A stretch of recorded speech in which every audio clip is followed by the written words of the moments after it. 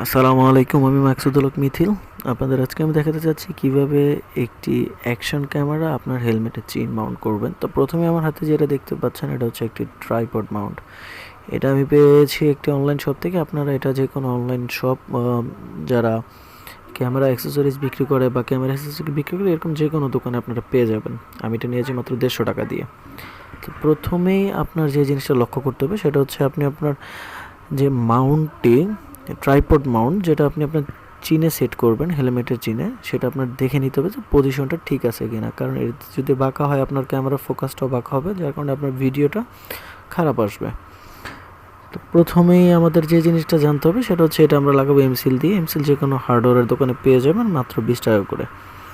আর অনেকেই আছেন ভুল করে যারা অন্যান্য গাম দিয়ে লাগায়, যেমন সুপার গ্লু বা অন্য যে কোনো ধরনের গাম ইউজ করে, সেক্ষেত্রে কিন্তু আপনার হেলমেট একটা ক্ষতি হতে পারে।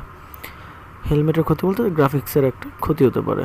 এখন আমার হাতে যে জিনিসটা দেখছেন এটা হচ্ছে এমসিলের প্যাকেটে দুইটা জিনিস থাকবে এরকম। আসলে দুইটা জিনিস হচ্ছে, একটাকে বলে পজিটিভ, একটাকে বলে নেগেটিভ। এই দুইটা জিনিস আপনারা একসাথে যখন মিলাবেন তখন এই দুইটা মিলে একটা পুডিংয়ের কাজ করবে।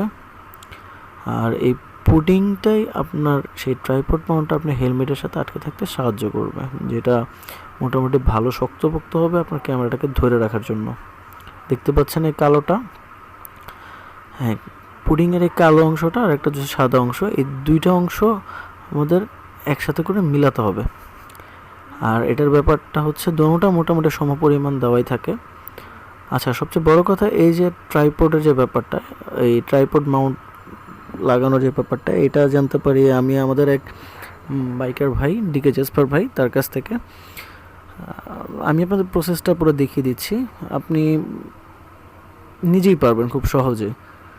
আপনাদের এটা খুব ভালো করে মিলিয়ে নিতে হবে দুইটা জিনিস, সাদাটা আর কালোটা। আমার একটু কম হলো তাই আমি একটু মিলিয়ে নিলাম। এটার ব্যাপারটা হচ্ছে আপনি খুব ভালো করে যখন দুইটা জিনিস মিলাবেন এটা আস্তে আস্তে একটা কালো রঙের মতো হয়ে যাবে আর খুব আঠালো হয়ে যাবে জিনিসটা। আমার এই পুডিংটা তৈরি হয়ে যাওয়ার পরে আমাদের যে কাজটা করতে হবে, প্রথমেই আমাদের হেলমেটের ভাইজরটা খুলে নিতে হবে। কারণ আমরা যদি ভাইজরটা খুলে না নিই, আমাদের পুডিংটা লাগানো, আমাদের হাতে পুডিংটা লেগে থাকা অবস্থায় কোনো কারণে আমাদের ভাইজরে যদি হাতটা লেগে যায়, সেক্ষেত্রে ভাইজরে একটা দাগ পড়ে যাবে, যেটা আমাদের পরবর্তীতে বাইক চালানো বা দেখার জন্য খুব সমস্যা হবে। আর পুডিংটা লাগানোর আগে আমরা আমাদের হেলমেটে যেখানে মাউন্টটা লাগাবো আমরা একটু ভালো করে মুছে নিলাম হেলমেটটা। কারণ যদি কোনো ধুলাবালি থেকে থাকে সেটা আগে থেকে পরিষ্কার হয়ে যাবে, সেটা পুডিংয়ের ভিতর যাবে না। আর পুডিংটা লাগানোর যে ব্যাপারটা হচ্ছে সেটা আপনি ভালো করে হাতে ডলে নরম করে নেবেন যতটা সম্ভব। আর অতিরিক্ত পুডিং ব্যবহার না করাই ভালো। ঠিক আপনার যতটুকু হলে আপনার মাউন্টটা আপনার সেট হয়ে যাচ্ছে ঠিক ততটুকু লাগালেই হবে। কারণ অতিরিক্ত হলে আপনি যতটুকু ওজন কমাতে পারেন, যত বেশি পুডিং লাগাবেন ওজনটা ততটা বাড়বে। তো খুব সুন্দর করে মাউন্টটার চারদিকে আস্তে আস্তে আপনি পুডিংটা লাগিয়ে দিবেন। পুডিংটা লাগানো হয়ে গেলে ভালো মতো সেটা আপনি আপনার হেলমেটের যে চেইন সেখানে আপনি খুব সুন্দর করে লাগাবেন। চারিদিক দিয়ে ঠিকঠাক মতো লাগিয়ে দিবেন যাতে সেটা ঠিকঠাক মতো শক্তপোক্ত হয়, যাতে ছুটে না যায় পরবর্তীতে। আর আরেকটা জিনিস, কারণ এটা এই মাউন্টটা নিয়ে টানাটানির কিছু নেই, আপনি এই জিনিসটা যতটা হালকা করে লাগানো যায় আপনি লাগিয়ে দিবেন। শুধু এতটুকু সেফ রাখতে হবে যাতে আপনার ক্যামেরাটা পড়ে না যায়।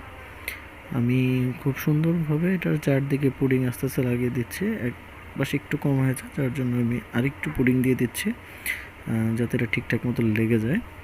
আর এই পুডিংয়ের একটা ব্যাপার হচ্ছে, পরবর্তীতে যখন আপনি যাবেন যে আপনার এই ট্রাইপড মাউন্টটা আপনি খুলে ফেলবেন, সেক্ষেত্রে আপনি একটু জোরে টান দিলে সেটা ছুটে আসবে, তারপর আস্তে আস্তে আপনি এটা পরিষ্কার করে ফেলতে পারবেন, কোনো অসুবিধা হবে না। তো আমি এটা খুব ভালো করে লাগিয়ে দিচ্ছি, আপনারা দেখতে পাচ্ছেন। চারিপাশটা এভাবে লেপে লেপে লাগাচ্ছি যাতে হেলমেটের সাথে এটা খুব সুন্দরভাবে ফিক্সড হয়ে যায়।